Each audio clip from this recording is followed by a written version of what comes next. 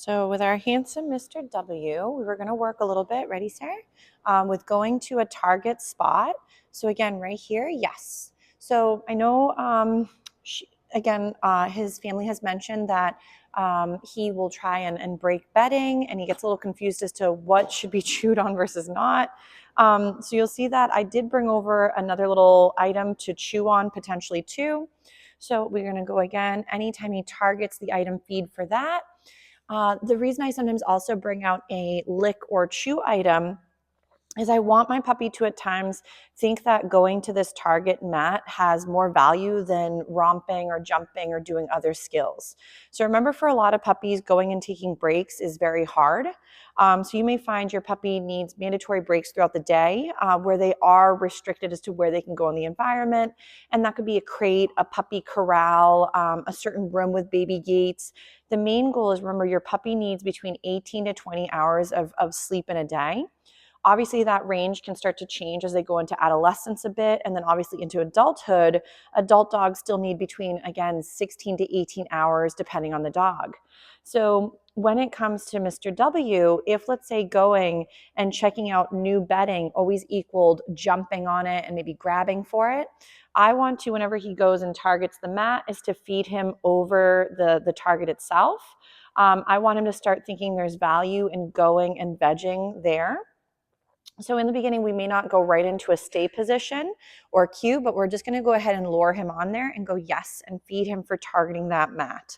So if he's ever having a hard time with it, let's say he follows you off of the mat, I'd go bed or whatever you'd like it to be for a slogan and feed over it. So if you want to later let me know if you'd want it to be bed or place or mat, then we can start to use that trigger, that word as his target for the mat position.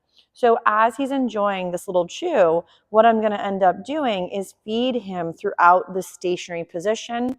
So if, let's say, he pops up, no big deal. We're just starting to, again, begin the stages of mat training and then create that the blanket itself is not the toy item.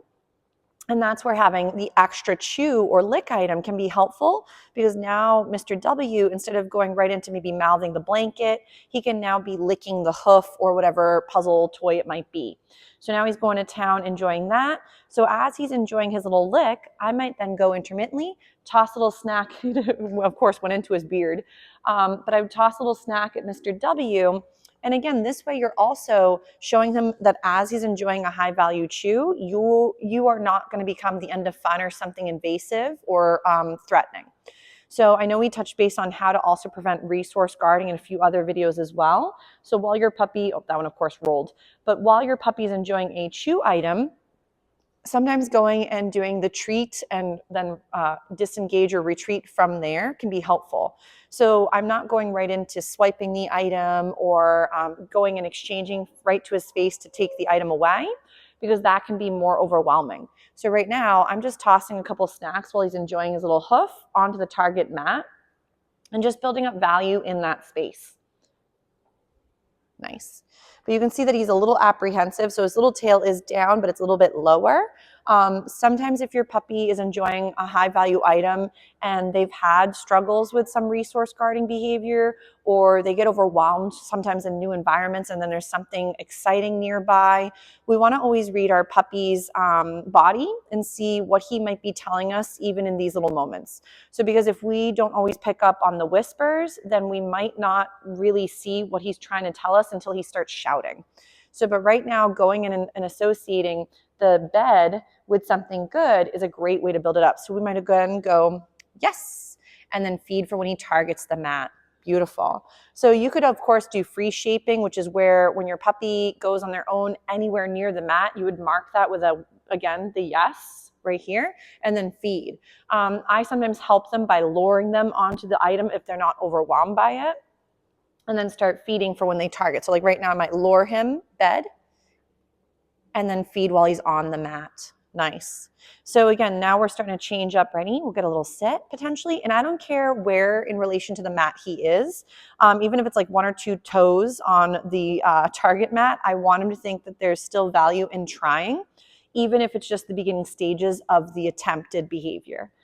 Because remember, if every time we ask for something, it's so well past his comfort range or understanding, he might think that no matter what he does, he's always wrong, or there's no value in giving a try to something novel. So again, if he goes to pop, I just ignore. Remember, he is getting tired by the end of the day. So we might go bed and then yes to feed. So you may be finding that if your training sessions are going too long, or I know, for example, the boys coming to doggy day school, it can be a longer day, even though they are getting rest periods. Remember that for some of the pups, ready, sit? For some of the pups, because they're babes, they might have shorter capabilities than, let's say, an adult dog at times. So again, bed and then yes to feed. It's like, oh my gosh, the hoof came out of nowhere. Nice job, sir. So, but when trying this at home, I would make it where your puppy's not so fatigued that they become overtired and therefore then another wild boy or girl. Because remember, when your puppies are overtired, they're going to be more likely to turn into those land sharks or velociraptors. So make sure that he's not getting so fatigued, ready, sit, that he's then failing. You want a kind of happy middle where he is a little bit tired, but not to the point where he wants to give up or that it becomes overwhelming or trying to the point where he just wants to give up working with us. So we always want to keep it fun, easy, and attainable. Yes, nice job. So we'll give Mr. W a little breather. He did a great job going to his target mat, and we'll get a little break from the handsome guy. Nice job, sir.